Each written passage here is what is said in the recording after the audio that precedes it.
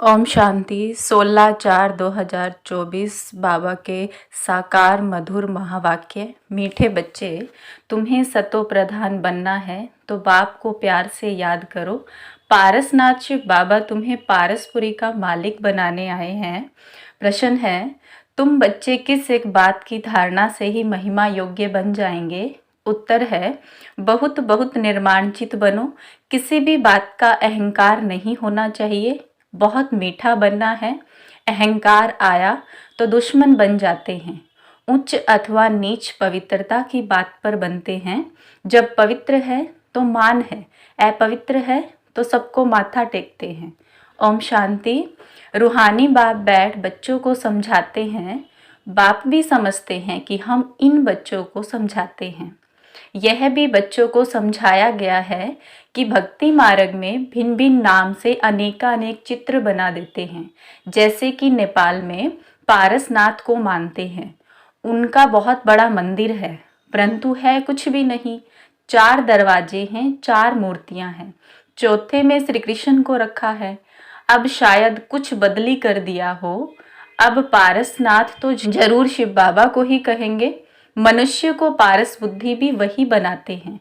तो पहले पहले उनको ये समझाना है, उच्च ते उच्च है भगवान, पीछे है सारी दुनिया। सूक्ष्म वतन की सृष्टि तो है ही नहीं। पीछे होते हैं लक्ष्मी नारायण व विष्णु। वास्तव में विष्णु का मंदिर भी रोंग है।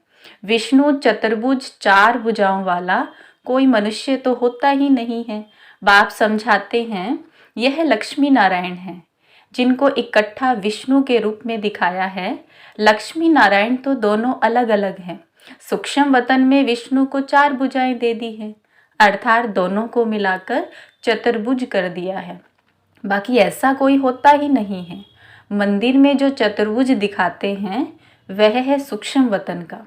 चतुर्भुज को शंख, चक्र, गदा, पद्म आदि देते हैं। ऐसा कुछ है ही नहीं। चक्र भी तुम बच्चों को है। नेपाल में विष्णु का बड़ा चित्र क्षीर सागर में दिखाते हैं। पूजा के दिनों में थोड़ा दूध डाल देते हैं। बाप एक एक बात अच्छी तरह समझाते हैं। ऐसे कोई भी विष्णु का अर्थ समझा ना सके, जानते ही नहीं। यह तो भगवान खुद समझाते हैं। भगवान कहा जाता है शिव बाबा को, है तो एक ही, परंतु भक्ति मार्ग वालों ने नाम अनेक रख दिए हैं। तुम अभी अनेक नाम नहीं लेंगे। भक्ति मार्ग में बहुत धक्के खाते हैं, तुमने भी खाए हैं। अभी अगर तुम मंदिर आदि देखेंगे तो उस पर समझाएंगे कि ऊंचे ते ऊंचा है भगवान, सुप्रीम सोल, निराकार परमपिता परमात्मा। आत्मा शरीर द्वारा कहती है, ओ परमपिता। उनकी फिर महिमा भी है। ज्ञान का सागर, सुख का सागर। भक्ति मार्ग में एक के अनेक चित्र हैं। ज्ञान मार्ग में तो ज्ञान मार्ग एक ही है। वही पतित पावन सर्व के सदगति दाता है। तुम्हारी बुद्धि में सारा चक्र है। उच्चते उच्च परमात्मा है, उनके लिए ही गायन है। सिमर सिमर सुख पाओ, अर्थात एक बाप को ही याद करो अथवा सिमरन करते रहो तो कलह कलेश मिटे सब तन के, फिर जीवन मुक्ति पद पाओ। यह जीवन मुक्ति है ना, बाप से यह सुख का वर्षा मिलता है। अकेले यह तो नहीं पाएंगे, जरूर राजधानी होगी ना। गोया बाप राजधानी स्थापन कर रहे हैं। सतयुग में राजा रानी प्रजा सब होते हैं। तुम ज्ञान प्राप्त कर रहे हो तो जाकर बड़े कुल में जन्म लेंगे, बहुत सुख मिलता है। जब वह स्थापना हो जाती है तो छीछी आत्माएं सजाएं खाकर वापस चली जाती हैं, अपने अपने सेक्शन में जाकर ठहरेंगी। इतनी सब आत्माएं आएंगी, फिर वृद्धि को पाती रहेंगी। तो ये बुद्धि में रहना चाहिए कि ऊपर से कैसे आते हैं। ऐसा तो नहीं 2 पत्तों के बदले 10 पत्ते इकट्ठे आने चाहिए। नहीं, कायदे अनुसार पत्ते निकलते हैं। ये बहुत बड़ा झाड़ है, दिखाते हैं एक दिन में लाखों की वृद्धि हो जाती है। पहले समझाना है, उच्च ते उच्च है भगवान, पतित पावन, दुख हरता सुख करता भी वही है। जो भी पार्टधारी दुखी होते हैं उन सबको आकर के सुख देते हैं, और दुख देने वाला है रावण। मनुष्य को ये मालूम ही नहीं है कि बाप आए हैं जो आकर के समझे। बहुत तो समझते समझते फिर थिरक हो जाते हैं, बाहर निकल जाते हैं। जैसे स्नान करते करते पाँव फिसल जाता है तो पानी अंदर घुस जाता है। बाबा तो अनुभवी है ना, यह तो विषय सागर है। बाबा तुमको शिव सागर तरफ ले जाते हैं, परंतु माया रूपी ग्राह अच्छे अच्छे महारथियों को भी हप कर लेती है। जीते जी बाप की गोद से मरकर रावण की गोद में चले जाते हैं, अर्थात मर पड़ते हैं। तुम बच्चों की बुद्धि में है ऊंचे ते ऊंचा बाप, फिर रचना रचते हैं। हिस्ट्री ज्योग्राफी सूक्ष्म वतन की तो है ही नहीं, भल तुम सूक्ष्म वतन में जाते हो, साक्षात्कार करते हो, वहाँ चतुर्भुज देखते हो, चित्रों में है ना, तो वह बुद्धि में बैठा हुआ है तो जरूर साक्षात्कार होगा, परंतु ऐसी कोई चीज़ है ही नहीं। ये भक्ति मार्ग के चित्र हैं। अभी तक भक्ति मार्ग चल रहा है, भक्ति मार्ग पूरा होगा तो फिर ये चित्र रहेंगे ही नहीं, स्वर्ग में ये सब बातें भूल जाएंगी। अब बुद्धि में है कि यह लक्ष्मी नारायण दो रूप है चतुर्भुज के। लक्ष्मी नारायण की पूजा सो चतुर्भुज की पूजा, लक्ष्मी नारायण का मंदिर या चतुर्भुज का मंदिर, बात तो एक ही है। इन दोनों का ज्ञान और किसको भी नहीं है। तुम जानते हो इन लक्ष्मी नारायण का राज्य है, विष्णु का राज्य तो नहीं कहेंगे। ये पालना भी करते हैं, सारे विश्व के मालिक हैं तो विश्व की पालना करते हैं। शिव भगवान वाच, मैं तुमको राजयोग सिखलाता हूँ, अपने को आत्मा समझ बाबा को याद करो तो इस योग अग्नि से विकर्म विनाश होंगे। डिटेल में समझाना पड़े, बोलो यह भी गीता है, सिर्फ गीता में श्री कृष्ण का नाम डाल दिया है, यह तो रोंग है, सबकी गलानी कर दी है, इसलिए भारत तमो प्रधान बन पड़ा है। अब है कलयुगी दुनिया का अंत, इनको कहा जाता है सतो प्रधान, आयरन एज। जो सतो प्रधान थे उन्होंने ही 84 जन्म लिए हैं। जन्म मरण में तो जरूर आना है, जब पूरे 84 जन्म लेते हैं तब फिर बाप को आना पड़ता है। पहले नंबर में एक की बात नहीं है, इनकी तो सारी राजधानी थी ना, फिर जरूर होना चाहिए। बाप सबके लिए कहते हैं अपने को आत्मा समझो, बाबा को याद करो तो योग अग्नि से पाप कट जाएंगे। काम चिता पर बैठ सब सावरे हो गए हैं, अब सावरे से गोरा कैसे बने, सो तो बाप ही सिखलाते हैं। श्री कृष्ण की आत्मा जरूर भिन्न भिन्न नाम रूप लेकर आती होगी। जो लक्ष्मी नारायण थे उनको ही 84 जन्मों के बाद फिर वह बनना है, तो उनके बहुत जन्मों के अंत में बाप आकर के प्रवेश करते हैं, फिर वह सतो प्रधान विश्व के मालिक बनते हैं। तुम्हारे में पारसनाथ को पूजते हैं, शिव को भी पूजते हैं, जरूर उन्हों को शिव ने ही ऐसा पारसनाथ बनाया होगा। टीचर तो चाहिए ना, वह है ज्ञान का सागर। अब सतो प्रधान पारसनाथ बनना है तो बाप को बहुत प्यार से याद करो, वही सबके दुख हरने वाला है। बाप तो सुख देने वाला है। यह है कांटों का जंगल, बाप आए हैं फूलों का बगीचा बनाने। बाप अपना परिचय देते हैं, मैं इस साधारण बूढ़े तन में प्रवेश करता हूँ, जो अपने जन्मों को नहीं जानते हैं।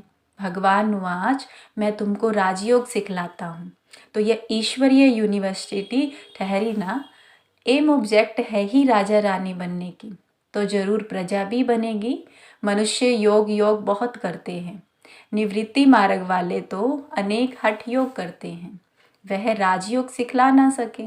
बाप का है ही एक प्रकार का योग, सिर्फ कहते हैं अपने को आत्मा समझकर मुझ बाप को याद करो, बाकी सबको छोड़ो।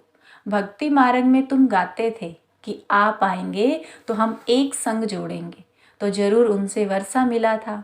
आधा कल्प है स्वर्ग फिर नरक, रावण राज्य शुरू होता है, ऐसे ऐसे समझाना है। अपने को देह ना समझो, आत्मा विनाशी है, आत्मा में ही सारा पार्ट नुंदा हुआ है जो तुम बजाते हो। अब शिव बाबा को याद करो तो बेड़ा पार हो जाएगा। सन्यासी पवित्र बनते हैं तो उनका कितना मान होता है, सब माथा झुकाते हैं। पवित्रता की बात पर ही ऊंच नीच बनते हैं। देवताएं हैं बिल्कुल ऊंचे, सन्यासी फिर एक जन्म पवित्र बनते हैं, फिर दूसरा जन्म तो विकार से ही लेते हैं। देवताएं होते ही सतयुग में हैं।